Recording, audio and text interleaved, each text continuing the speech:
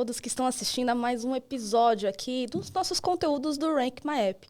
Eu sou a Juliana Assunção, uma das sócias fundadoras. Eu estou aqui com um convidado, que é um dos nossos clientes mais antigos, que é do Itaú. Igor, tudo bem? Olá, tudo bem, e você? Tudo bem também. Muito obrigada aí por estar aqui.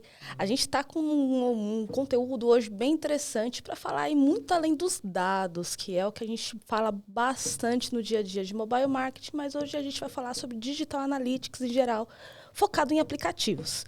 Então, eu preparei aqui algumas perguntas para a gente falar sobre esse assunto com um dos especialistas e um dos nossos pontos de contato aqui do Itaú, porque eu sei que tem bastante gente lá no Itaú. Eu tenho muita admiração pela equipe de vocês. Transatlântico lá, o Itaú, né? Transatlântico, adorei. Funcionários. Exato. Então, antes de mais nada, Igor, obrigada por aceitar nosso convite. Eu gostaria que você se apresentasse aqui para quem está assistindo. Quem é você? O que você faz lá no Itaú? E há quanto tempo você conhece a gente também? Legal, boa. Bom, pessoal, eu sou o Igor, eu sou Digital Analytics Lead lá no Itaú. Eu estou dentro da comunidade de solução de investimento, então dentro do universo do Itaú, eu olho para todos os canais online, né, todos os canais digitais dentro do banco. Eu estou lá há 2 anos, então sou filhinho da pandemia também. Acho que muita gente entrou lá na pandemia.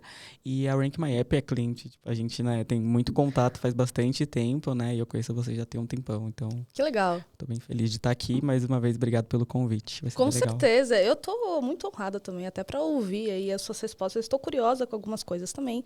E lembrando que esse webinar vai estar gravado no nosso canal do YouTube. Você pode acessar, compartilhe também com os seus colegas, enfim. Lembrando que a gente vai falar aqui do segmento financeiro como um todo, né? Você falou aí soluções de investimento, eu acho que vai ter muita coisa legal. Muito bom, assunto legal. Quero ver. E eu quero começar aqui com um tópico que, apesar de parecer óbvio em relação a métricas e indicadores, especificamente dentro de Digital Analytics, e aí vamos afunilar um pouco mais aí para apps de segmento financeiro. O Itaú aí, obviamente, é um dos líderes, se não líder aí do mercado brasileiro, se não até América Latina. Queria que você me desse aí uma ideia das quais as principais métricas e indicadores que vocês visualizam na sua equipe em relação a esse assunto Digital Analytics. Legal. Eu acho que para começar é importante falar para as pessoas o que é o Digital Analytics, né? Boa. É uma carreira super nova, né? Acho que dentro não só do banco, mas como no Brasil todo, né? Estão se surgindo esses novos analytics. Então eu costumo brincar que o Digital Analytics a gente analisa a jornada a partir do momento que o cliente entrou dentro do nosso canal. Então ele baixou nosso aplicativo, aí que o time de digital começa a cuidar, né, desse usuário. Então a partir dali da aquisição, toda a parte de jornada dentro do usuário, o que ele faz, as principais métricas, o que ele consome, como ele consome, então fica ali dentro do guarda-chuva do Digital Analytics. Com essa parte de métricas, acho que depende, né, muito do momento do seu produto.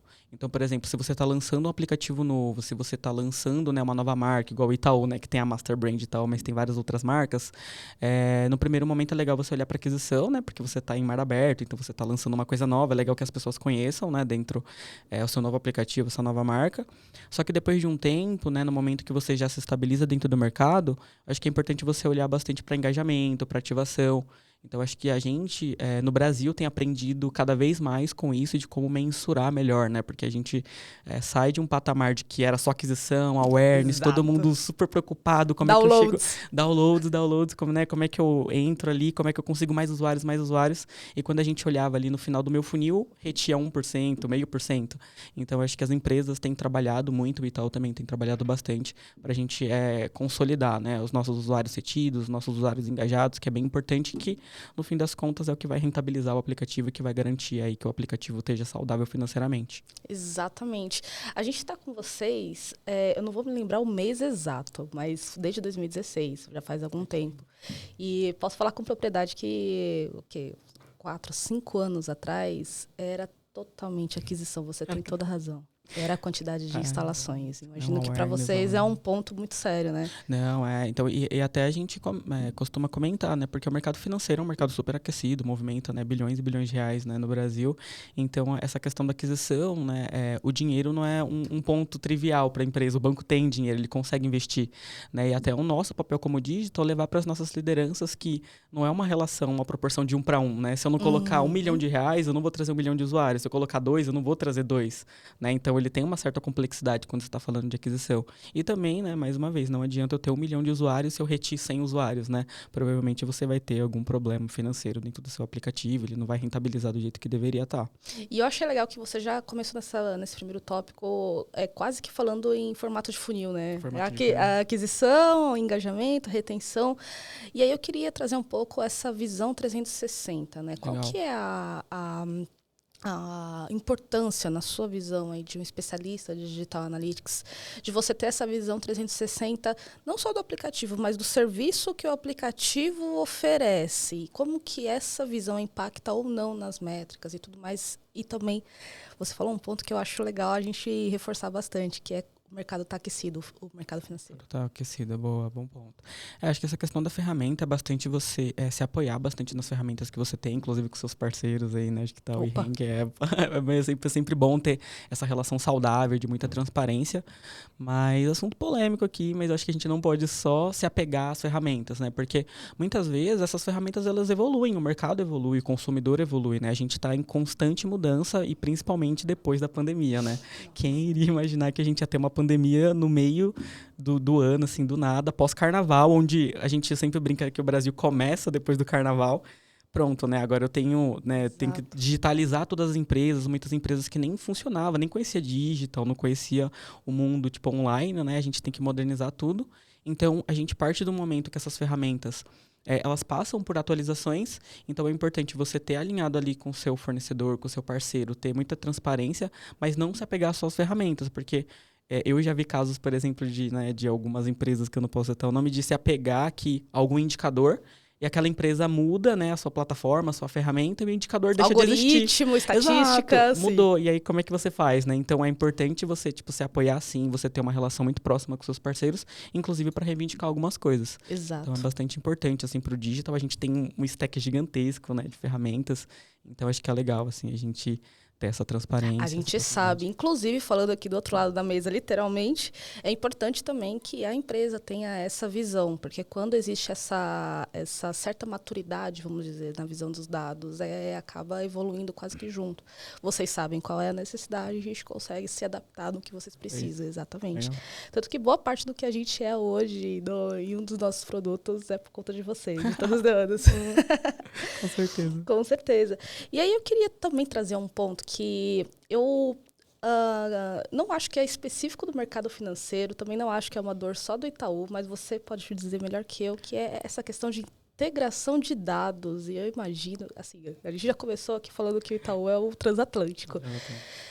E quando a gente fala, por exemplo, aquisição, engajamento, deve envolver muitas áreas além aí só da tua de Digital Analytics. Quais são os grandes desafios, quase que interno, vamos dizer assim, de você conseguir visualizar e trabalhar esses dados de uma forma integrada? Boa pergunta. Acho que o primeiro de tudo é cultural, né? Então, tá todo mundo falando de dados é o assunto do momento, tá super hypado, tá todo mundo querendo ser data-driven, fanfic de LinkedIn, né? Todo mundo agora é data-driven, né? Mas o que eu sempre brinco, assim, que eu falo bastante pro time, é que você tem que ser data-driven em alguma coisa. Então, não basta só você falar assim, eu gosto de trabalhar com dados, eu entendo de dados. Então, acho que a gente precisa trabalhar fomentar essa cultura na empresa de que o dado não é meu, o dado não é da minha área, o dado é da empresa.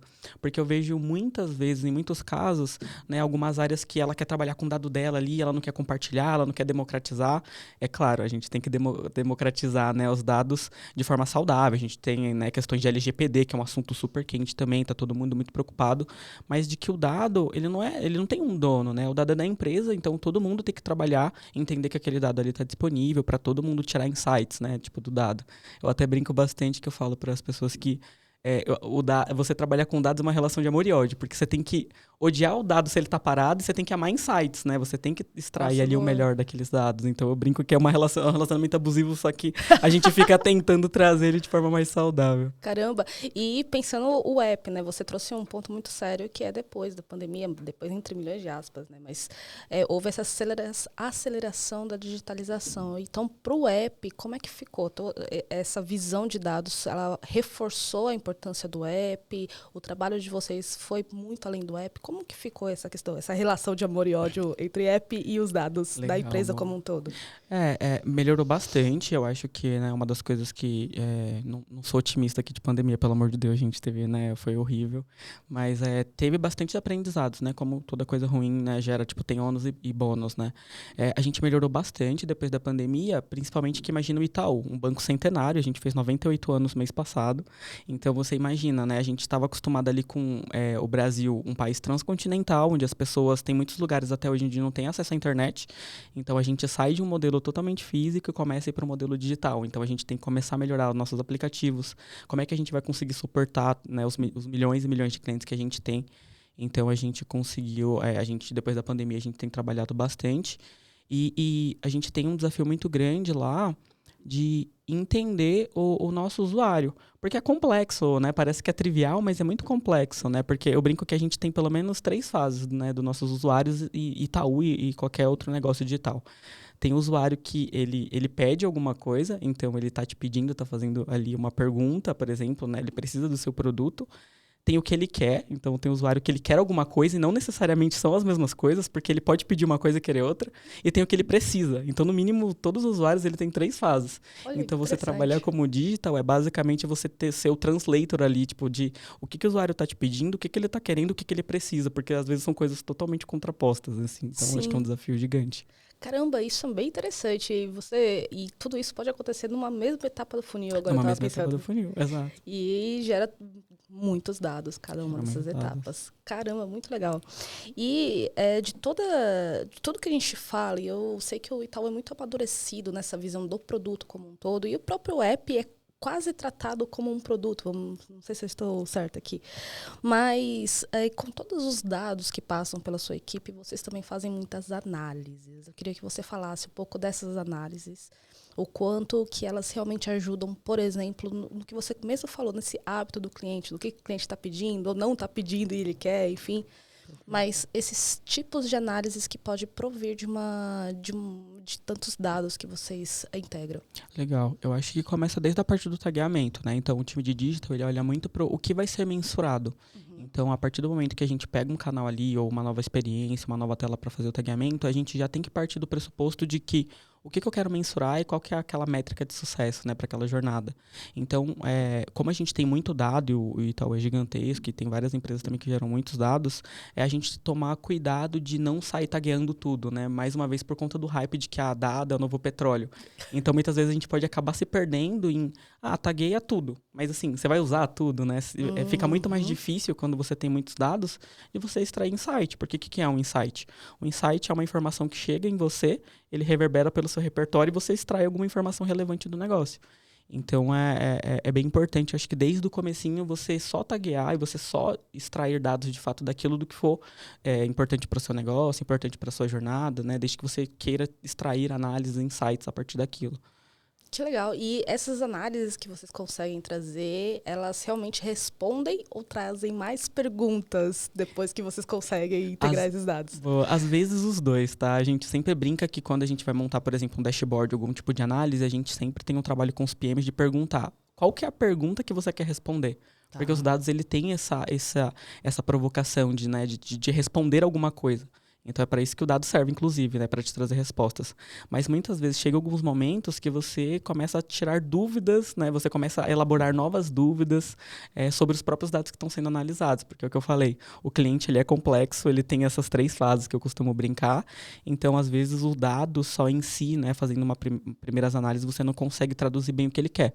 E aí, muitas vezes, você tem que, ir falar ali com o seu time de atendimento e ligar para esse cliente e falar, olha, eu tô vendo o dado aqui, eu tô tirando insight, mas eu quero entender, quero conversar com você. Então, partir um pouco também, sair um pouco do mundo dado e, abordar esses clientes mesmo numa ligação, numa reunião, acho que é bem importante. Cara, eu acho sensacional. Agora, um pouco da minha opinião pessoal aqui, uma empresa do tamanho do Itaú trazer essa visão, assim, de literalmente fazer uma hipótese, fazer um questionamento em cima de uma pergunta, enfim.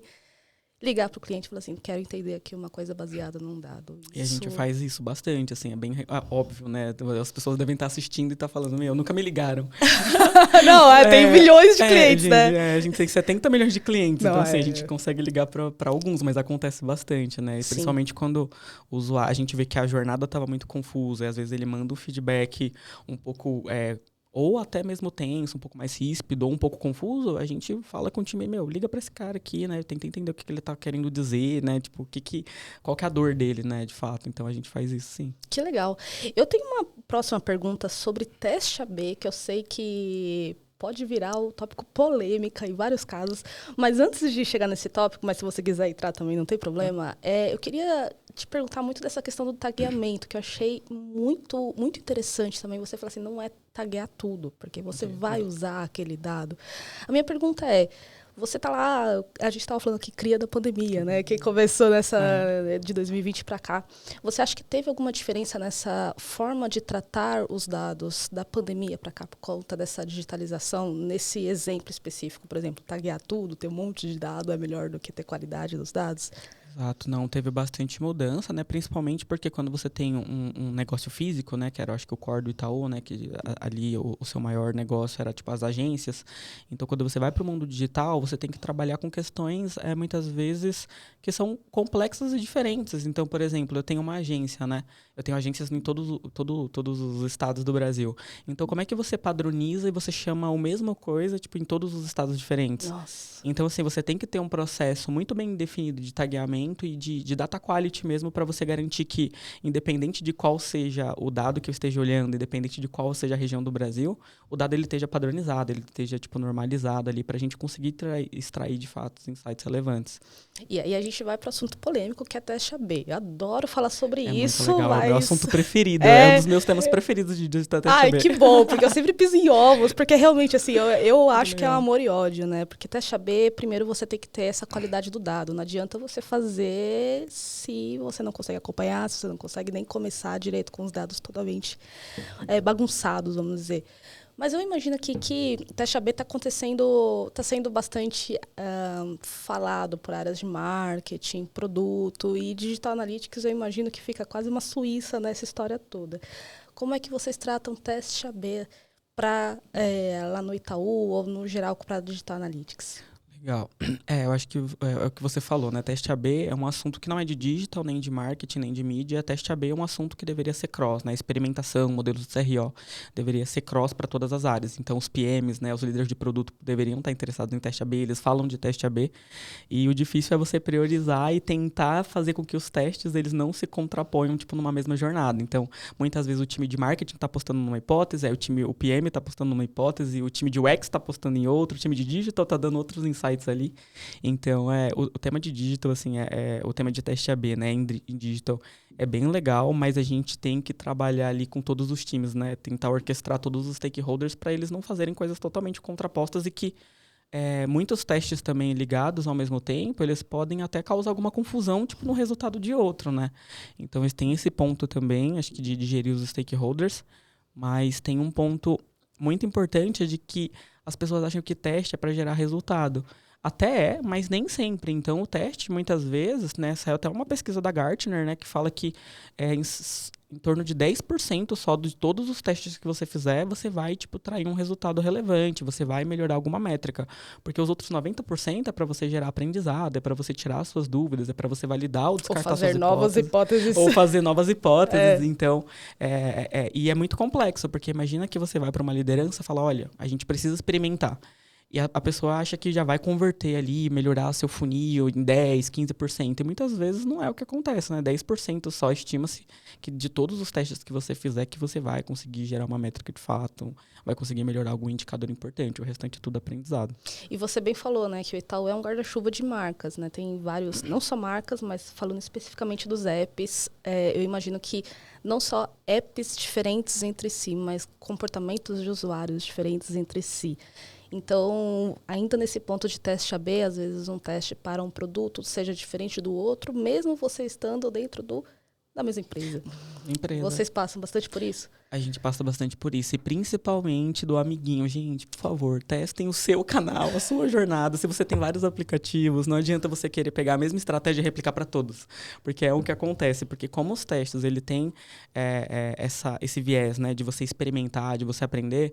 Um que dá certo, pronto. Aí todo mundo quer fazer. Nossa, você vai replicar para todos. Vai replicar para todos. Então, assim, não funciona, né? Principalmente o Itaú. Então, eu fico, por exemplo, dentro da área de investimento. Que tem um público específico, tem uma segmentação específica. Eu tenho que falar de forma diferente.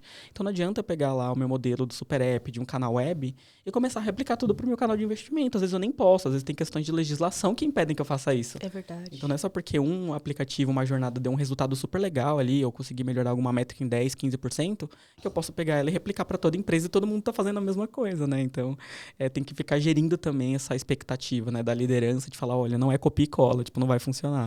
Sim, então aí eu imagino todo esse balanceamento, não é copia e cola, mas também não vai dar resultado, e aí fica difícil de você defender esse teste, no final das contas. E falando aqui com um especialista digital analítica, gente, é quase que é difícil isso. É difícil pra caramba, assim. Então, o que é legal né, que eu sempre deixo claro, assim, pras lideranças, quando eles pedem o teste AB. Não dá pra você replicar um resultado, né? Eu acho que isso é muito claro e óbvio, a gente já falou. Mas o que tem que ser compartilhado são os aprendizados. Porque, né, os testes, 90% dos seus testes vai gerar aprendizados, né? Eles não vão ali gerar um resultado de fato. Então, os aprendizados, sim, podem ser compartilhados. Então, por exemplo, falando até de teste de mídia, por exemplo, você quer testar uma copy diferente ali, com os textos diferentes. Então, esses aprendizados do que não deram certo, é legal você colocar no mural e você expor, né? Só que é até polêmico, porque, assim, aqui no Brasil, pelo menos, a galera tem um pouco de receio de divulgar o que deu errado. Né? As pessoas têm esse medo, não, assim, vamos ficar quietinho porque não deu certo. Mas olha o mar de oportunidades que você tem, olha o tanto de coisa que você aprendeu. E é legal você falar, tipo, dos seus erros para que as outras pessoas não cometam o mesmo erro. Né? Então, esse teste, o tema de teste é legal e complexo porque é justamente isso. Você não pode replicar os acertos, mas você precisa divulgar os seus erros, né? Então, acho que isso que é muito complexo e difícil de gerir, assim, entre os Gente, times. de todos os anos que eu conheço vocês, sempre teve alguém falando sobre essa questão dos erros. Eu acho que o Itaú é uma das empresas brasileiras que mais consegue. Não sei como vocês registram, vocês acompanham essa questão, não só erros, mas alguns testes que não deram o resultado esperado. Eu acho que vocês têm muito essa cultura interna. Eu acho sensacional isso. Bom, isso é muito legal. Imagino que para Digital Analytics é muito importante. E aí eu vou trazer um outro assunto. Eu tenho mais 2 assuntos, não são necessariamente polêmicos, mas que eu sei que para a área de Analytics é extremamente relevante, que é a acurácia dos dados. E aí eu fico imaginando aí, você falou, por exemplo, mídia. Mídia pode trazer aí, um impacto para etapa de aquisição, por exemplo, campanhas de aquisição, para reengajamento que seja, para retenção que seja. Mas como vocês conseguem garantir essa acurácia? Vocês têm alguma taxa de erro que pode acontecer ou que não pode acontecer? Tem essa diferença pelos apps? Você acha que tem essa diferença de visão também por ser do mercado financeiro? Tem alguma diferença da acurácia dos dados que vocês trabalham ou não? Legal. Eu acho que tem, sim. Eu acho que qualquer ferramenta de insight, né, você muitas vezes trabalha com amostragem, dependendo, né, da ferramenta que você utiliza. Então, não vou citar nomes aqui, mas tem ferramentas claras aqui de mercado que elas já partem do pressuposto que aquele ali está baseado numa base, tipo, numa amostragem de 95%. Então, não é 100% do que acontece. E o insight geralmente é isso. Não tem como você ter um modelo 100% assertivo. Você sempre vai trabalhar com as margens de erro, né? Então, isso é um ponto. E o segundo é você deixar alinhado ali com o seu time de negócio, né? Independente de qual seja a sua área. Se você está falando de mídia, se você está falando de dígitos, se você está falando de métricas. O que é tolerável para você, né? Então, tem alguns casos, por exemplo, que você está fazendo um teste num fluxo, né, transacional, que você permite ali uma margem de erro de 5%, 6%. Tem algumas coisas que você está aprendendo, que você nunca fez alguma coisa nova, que você vai permitir um pouco mais. Né? Então, eu acho que ter esse alinhamento com os times de negócio para você permitir também esses erros é importante. E, claro, aí falando de ferramenta, é importante você também sempre trabalhar com seus dados fora das ferramentas ali de insight. Você ter um ambiente produtivo onde vai estar 100% ali, tipo, do dado fidedigno para você trabalhar e você fazer essas comparações, né? Do lake ali que você eventualmente controle seus dados com as ferramentas também de geração de insight. Que interessante, bem interessante. E aí tem um outro ponto que depois eu vou querer que você comente os dois juntos, que é a proteção de dados. Eu sei que o Itaú aí é uma das empresas líderes nesse assunto, desde quando a gente começou a falar sobre isso há anos atrás, LGPD, enfim. Como é que vocês tratam isso dentro da sua área? E eu estou pensando aqui, a gente falou de mídia, mas não apenas, mas aquisição de usuários como um todo e o tratamento, o comportamento desse usuário quando já está no seu aplicativo ou outros produtos que seja. Como é que vocês tratam essa proteção de dados para você conseguir trabalhar um dado que você realmente precisa para responder, questionar, fazer uma hipótese? Legal. A gente tem times, né, de governança, principalmente para armazenamento desses dados, porque imagina, né, igual a gente comentou aqui, o Itaú é o transatlântico. Então, eu tenho que garantir que as pessoas que vão ter acesso a determinados dados, elas precisam de fato daquele acesso. Então, todos os acessos que você for pedir, por exemplo, você tem que ter uma justificativa dependendo do dado.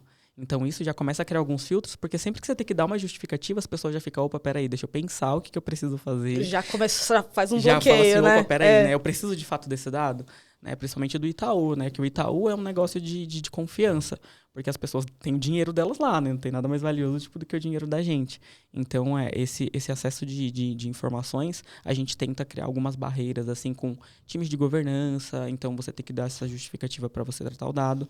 E com questões de coleta também, eu acho que os próprios fornecedores aí também, eles têm algumas cláusulas e como é uma preocupação da empresa e tanto dos fornecedores, eles até têm algumas políticas de punição. Então, se eu coletar algum dado, por exemplo, né, um PII, que a gente chama de um dado específico do cliente, um dado que eu consigo identificar ele de qualquer forma, muitas vezes, se rolar algum tipo de auditoria com o seu fornecedor, eles vão lá e te punem e pedem para você apagar o seu banco de dados, né, em todo o período que você coletou esse dado.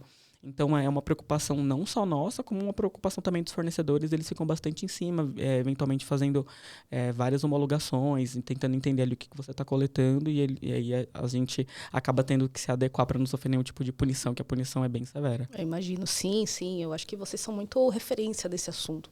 E aí, voltando para a sua área de Digital Analytics, a gente falou aqui sobre o reforço dessa acurácia de dados, esse meio de campo que você faz com produto, marketing, outras áreas no meio de tudo isso, e a própria governança da proteção de dados.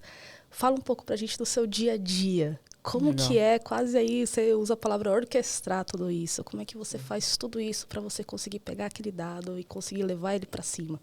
Legal, acho que é um pouco do que eu já comentei, né? A gente parte do pressuposto que tudo que está sendo construído, a gente sempre tem uma etapa que a gente passa pelo time de digital. Então, acho que é um segredo, inclusive, até uma dica aí para vocês. Coloquem o time de digital dentro do produto, né? E não só como uma área demandada. Porque aí, quando você já tem um time de digital dentro do seu produto, co-construindo com as outras áreas, fica muito mais fácil. Porque, eventualmente, ele está participando ali da experiência, da construção. Ele já consegue tirar alguns insights até de expertise, de outras coisas que ele tiveram de... Esse dado é interessante de coletar, isso aqui gera um insight legal. Então, começa por aí. Então, começa já da gente entrando no time de produto e trabalhando em parceria com os PMs. Depois de tudo isso, a gente costuma fazer ali toda a parte de coleta, né? E com essas perguntas de, né, o que vamos taguear, o que não vamos, não faz sentido taguear tudo. Depois a gente parte para a parte de ativação desses dados. Então, depois que a gente, né, vai para o ambiente produtivo, a gente faz várias dinâmicas de vamos olhar para todo mundo junto, esses dados aqui, o que eles estão dizendo. Aí a gente parte para a produtização, que a gente constrói dashboards e tudo mais, e depois a gente retroalimenta as áreas, assim. Então, que legal. Gente, legal, olha né? que exemplo.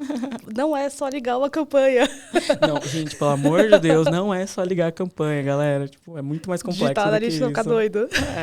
A gente olha para a parte de teste AB, então, assim, é bem complexo e bem dinâmico também a rotina, porque é um profissional que tem um perfil mais T-shaped, assim, ele precisa conhecer de marketing, né, porque eventualmente a gente vai estar apurando métricas de mídia, do time de aquisição. Então, tem horas que eu vou olhar para CTR, LTV, ROI, CAC. Alguns outros momentos eu vou estar falando com os times de produto. Então, eu vou estar olhando para tempo de tela, experiência, bounce rate. Então, é um profissional que tem que estar ligado e tem que ter experiência, ali, conhecimentos em várias áreas para ele conseguir navegar bem, tipo, e orquestrar todo mundo.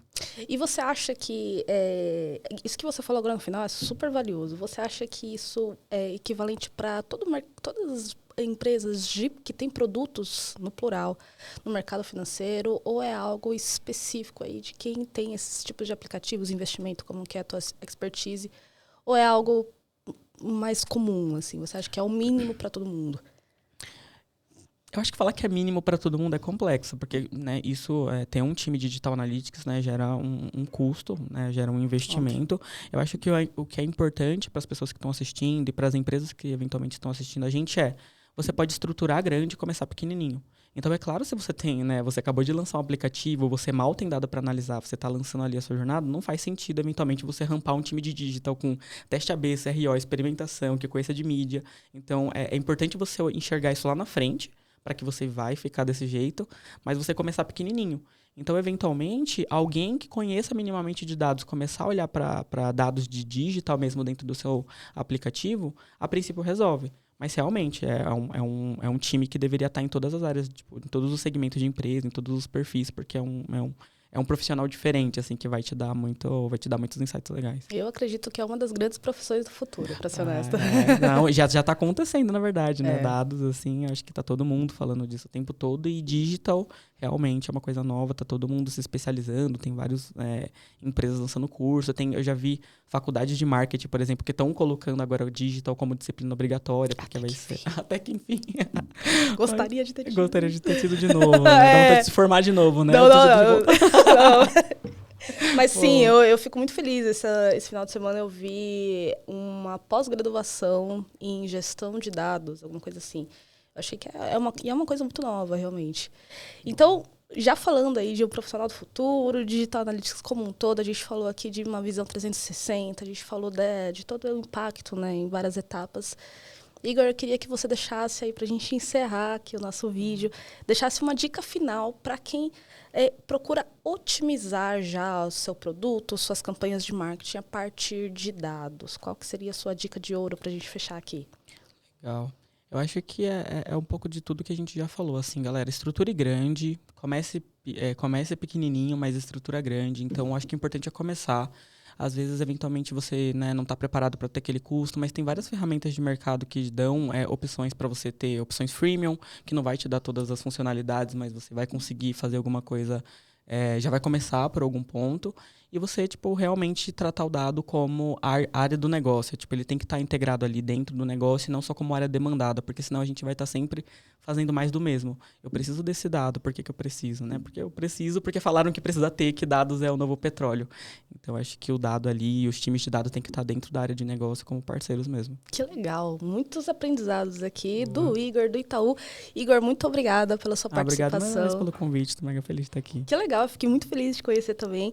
E você quer deixar algum contato? Como as pessoas podem tirar dúvidas? Falar com você? Perfeito. Legal. Pessoal, pode me procurar pelo LinkedIn, Igor Alves dos Santos. Então, vocês podem procurar lá. Enfim, quiser continuar o papo, que foi bem curtinho, se quiser conversar, tirar mais dúvidas sobre digital, alguém que está começando, quer saber quais cursos fazer, o que é legal, o que eu já fiz para me preparar. Então, vocês podem procurar lá no LinkedIn que eu falo com o pessoal. Esse é o assunto também que daria mais 3 horas de outro webinar, porque eu fiquei curiosa também. Boa. Obrigada, Igor. Obrigado a você. Obrigada mais uma vez para todo mundo que assistiu até aqui. Lembrando que esse vídeo vai ficar gravado, vocês podem assistir no nosso canal do YouTube, assim como tantos outros conteúdos que a gente sempre faz em relação ao mobile marketing para vocês. Obrigada, gente. Até a próxima. Tchau. Tchau, gente.